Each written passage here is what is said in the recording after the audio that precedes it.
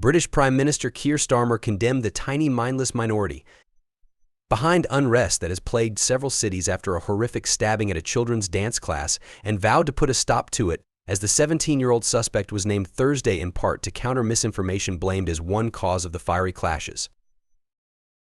Starmer said the recent violence was clearly driven by far-right hatred as he announced a program enabling police to better share intelligence across agencies and move quickly to make arrests to prevent the kind of outbursts that have sent scores of police to the hospital the past 2 nights. "This is coordinated, this is deliberate," he said. "This is not a protest that has got out of hand. It is a group of individuals who are absolutely bent on violence." The announcement came as the teen charged with murdering 3 girls and stabbing 10 other people made his first appearance and was named in court partly to refute false information that has circulated on social media about his name and immigration status. Judge Andrew Minery said his decision to allow Axel Rudakabana to be named was exceptional given the boy's age, but he said the teen will lose his right to anonymity when he turns 18 next week, and continuing to shield his identity could allow rumors to metastasize. Continuing to prevent the full reporting has the disadvantage of allowing others to spread misinformation, in a vacuum, Minery said in Liverpool Crown Court. The attack Monday on children at a Taylor Swift-themed summer holiday dance class shocked a country where knife crime is a long-standing and vexing problem, though mass stabbings are rare. The deaths have been used by far-right activists to stoke anger at immigrants and Muslims. Police said a name circulating on social media purported to be the suspect's, though the suspect is not an immigrant, and his religion has not been disclosed. Rudakabana, who police said was born in Wales, has not been charged with terrorism offenses but faces 3 counts of murder over the deaths of Alice da Silva Aguiar, 9, Elsie Stancombe, 7, and B.B. King, 6, in the seaside town of Southport in northwest England. He also has been charged with 10 counts of attempted murder for the 8 children and 2 adults who were injured. Rudakabana did not enter a plea and was ordered held without bail and returned to youth detention, though Minery said that might change after his birthday. His next court date is OT 25. The adults, who were listed in critical condition, were named for the first time as Leanne Lucas, who led the dance and yoga class, and John Hayes, who worked nearby and intervened in the attack to protect children. The injured children cannot be named because of their ages. 2 of the children were discharged Thursday, Alder Hey Children's Hospital said. 5 others were in stable condition at the hospital. Prosecutors did not disclose a motive for the crime, but they revealed that the weapon used was a kitchen knife with a curved blade, according to an additional charge he faces.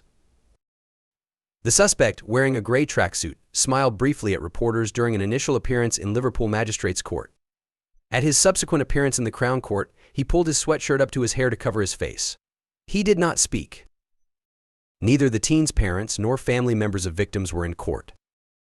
Far-right demonstrators fueled, in part, by online misinformation have held several violent protests, ostensibly in response to the attack, clashing with police outside a mosque in Southport on Tuesday and causing a melee near the Prime Minister's office in London the next day.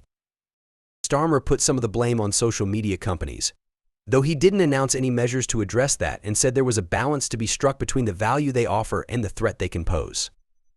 Violent disorder clearly whipped up online, that is also a crime. "It's happening on your premises," he said. Hundreds of protesters chanting "We want our country back" hurled beer cans and bottles near the Prime Minister's Downing Street residence in London on Wednesday evening, and launched flares at a nearby statue of wartime leader Winston Churchill. More than 100 people were arrested for offences including violent disorder and assault on an emergency worker, London's Metropolitan Police Force said. Police officers were pelted with bottles and eggs in the town of Hartlepool in northeast England, where a police car was set ablaze. A smaller disturbance was reported in Manchester. On Tuesday night, a crowd of several hundred people hurled bricks and bottles at riot police in Southport, set trash cans and vehicles on fire, and looted a store, hours after a peaceful vigil for the stabbing victims. More than 50 officers were injured.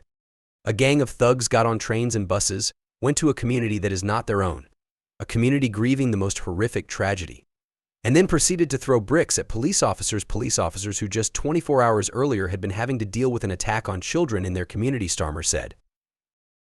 Starmer said his so-called National Violent Disorder Program would enable police to move between communities just as the marauding mobs do. Officers will harness facial recognition technology to identify culprits and use criminal behavior orders often imposed on soccer hooligans that prevent them from going certain places or associating with one another. So the Prime Minister tonight reacting to what has happened over the course of the last 48 hours. His conclusion, very simple, it's all the far right, as if they're causing all of the problems. No, the far right are a reaction to fear, to discomfort, to unease that is out there shared by tens of millions of people. Let me be clear. I don't support street violence. I don't support thuggery in any way at all.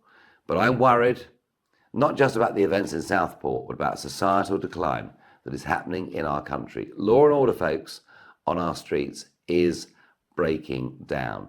This Prime Minister hasn't got an earthly clue how to deal with it. We need to start getting tough. We need to use stop and search, regardless of the colour of the skin of anyone that gets stopped. We need tougher prison sentences for anybody carrying a knife.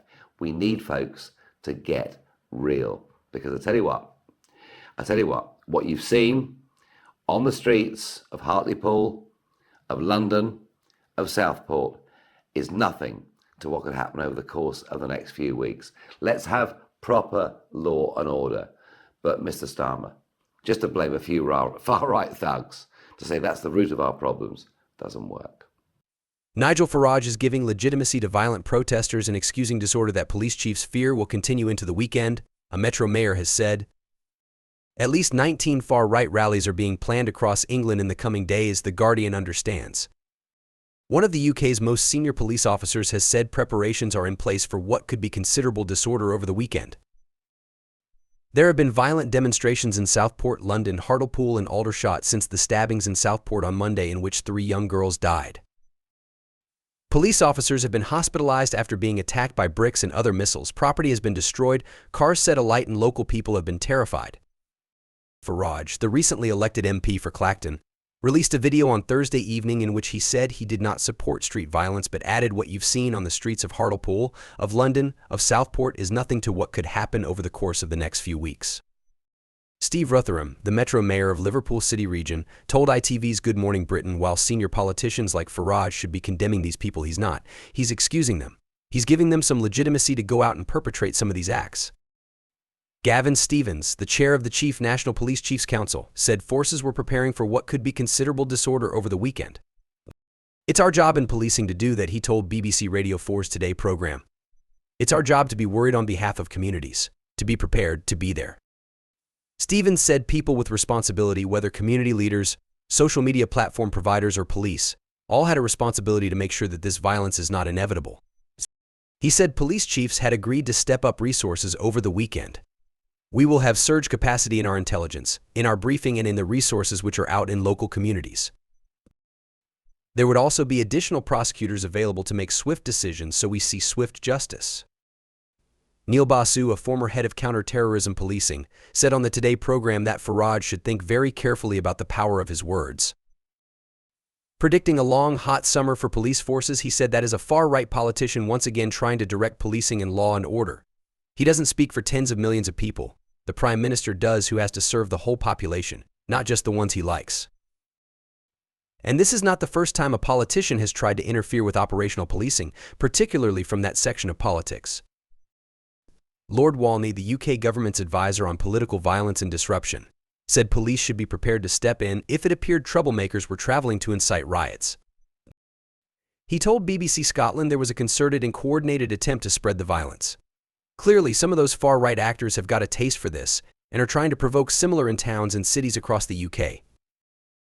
The police do have powers to be able to identify the troublemakers.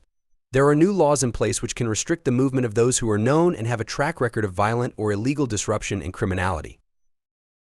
They should be stopped from coming to the sites of protests as they're being organized.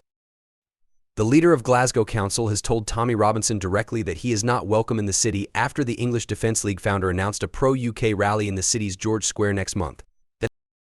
Susan Aitken said Glasgow City Council has received no notification of any rally, but then we know Tommy Robinson and his ilk don't really care about respecting laws or public places. He's not welcome in Glasgow, and neither is anyone who chooses to align with his poisonous rhetoric. The Scottish Labour leader, Anas Sarwar, one of Scotland's most prominent Muslims, said he had no doubt that Glasgow would reject the rally. There have been attempts by the far right before to do protests here or to sow divisions here, he said. Every single time the far right has tried to do that in Glasgow, Glasgow has overwhelmingly rejected them. Merseyside police said they had arrested 7 people on Friday, with further arrests to be made over the coming days in connection with the disturbances in Southport. 7 men, aged between 28 and 54, are due on Friday to appear before Teesside magistrates in Middlesbrough following Wednesday night's disorder in Hartlepool. An 11-year-old boy has also been arrested on suspicion of arson after a police vehicle was set alight during disorder described by witnesses as mindless.